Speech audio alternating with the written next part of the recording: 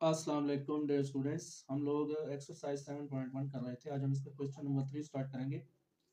Question number 3 का जो statement है वो है check whether the following points are the vertices of an equilateral triangle, an isosceles triangle, a right triangle, a scalene triangle.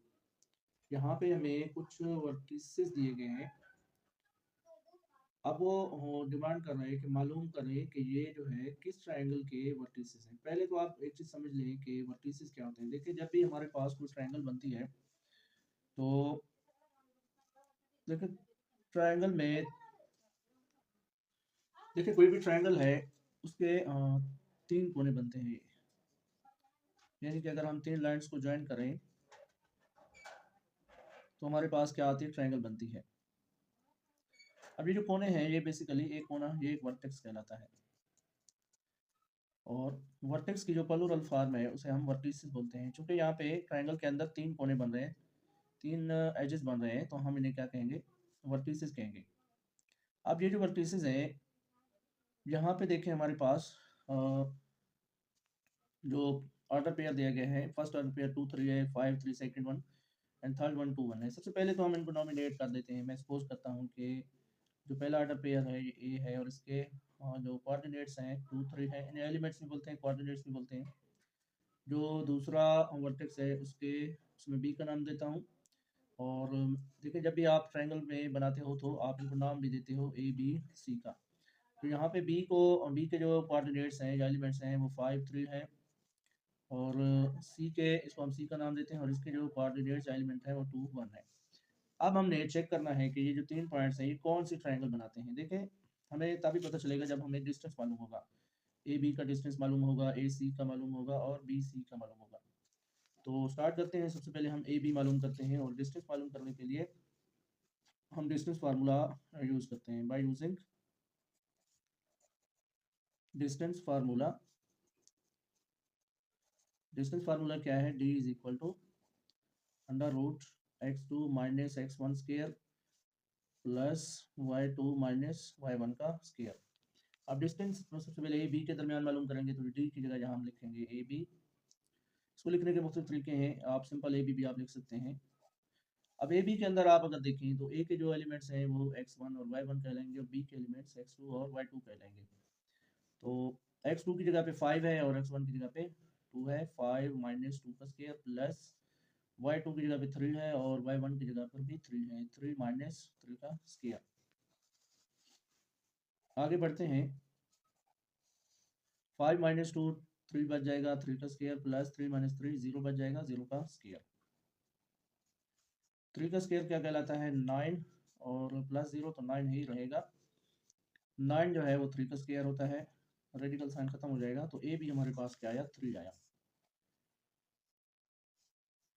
अब यहाँ पे यूनिट नहीं दिया गया तो हम यहाँ पर यूनिट वगैरह नहीं लिखेंगे, just A B equal to 3 लिखेंगे। सेंटीमीटर मीटर कोई भी यूनिट यहाँ पे नहीं दिया गया। उसके बाद बी और सी का डिस्टेंस मालूम कर लेते हैं, और लास्ट में ए सी का। तो बी और सी के कोऑर्डिनेट्स अगर हम देखें तो बी के कोऑर्डिनेट्स हैं 5 3, और सी के कोऑर्डिनेट्स हैं 2 1। अब यहाँ पे जो बी के कोऑर्डिनेट्स वो x1 y1 कहलाएंगे, और सी के कोऑर्डिनेट्स x2 y2 कहलाएंगे। अब बी सी डिस्टेंस मालूम करना है, B C is equal to under root x2 minus x1 square plus y2 minus y1 square. x2 क्या है, 2 है, और x1 क्या है, 5, तो ये हो जाएगा 2 माइनस 5 स्केयर प्लस y2 1 है, और y1 3 है, 1 माइनस 3 स्केयर। 2 माइनस 5 माइनस 3 का स्केयर, 1 माइनस 3 माइनस 2 का स्केयर।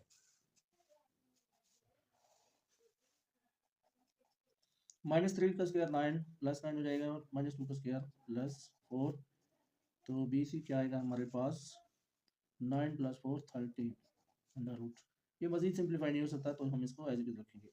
अब लास्ट में ए सी मालूम करना है, तीसरी साइड ए सी। पहले हम इनके कोऑर्डिनेट्स लिख लेते हैं। ए के कोऑर्डिनेट्स हैं 2 3, और सी के कोऑर्डिनेट्स हैं 2 और 1। ए के जो कोऑर्डिनेट्स हैं हमने x1 और y1 का नाम देंगे, और सी के जो कोऑर्डिनेट्स हैं x2 और y2 का नाम देंगे।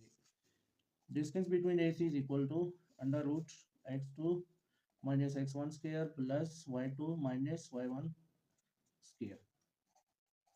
x2 यहाँ पे क्या है 2 है और x1 भी 2 है, 2 माइनस 2 स्क्वायर प्लस y2 क्या है 1 है और y1 3 है, 1 माइनस 3 स्क्वायर।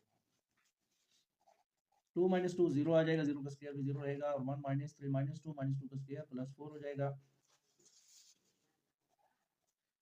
4 प्लस 0 हमारे पास 4 ही रहेगा अंडर रूट 4 और 4 किसका स्क्वायर है 2 का, इसके स्क्वायर रूट से कैंसिल हो जाएगा तो AC हमारे पास 2 आएगा।